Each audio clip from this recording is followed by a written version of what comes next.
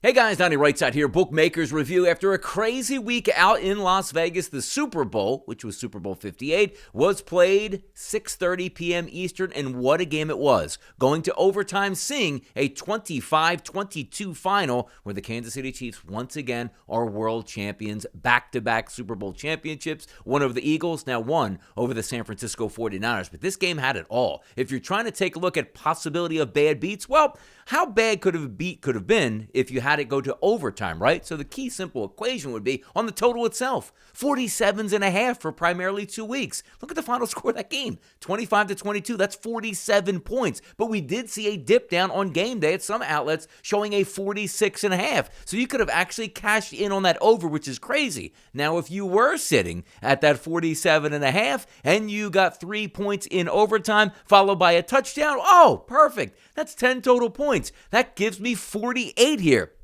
Not the case as we know it, because when you score that touchdown, there's no need for the extra point. So maybe you can call that a bad beat on the total if you had it at 47.5. But also, if we're talking about bad beats like Brock Purdy, 255 yards here that he ended up getting, which picked up some of those yardage in overtime. He had a passing prop, which was listed at 248.5. He finishes with 255. That would have stayed under the total if the game didn't go to overtime and finished in regulation. Patrick Mahomes, 333. He was well over his passing number, but take a look at some of those receiving options. Valdez-Scantling here, 19.5, which was his receiving number. You know what he finished with? 20, but also chipped in with a touchdown pass. You take a look at Christian McCaffrey, who had that number right around 90 to 91 on a rushing prop, even with overtime and 22 carries, he wasn't able to get that. One of the plays that I did like this week was Isaiah Pacheco under his 67.5 to 68.5 rushing prop total. It went to overtime. He almost got that. 18 carries for 59 yards. If you take a look at Christian McCaffrey through the air,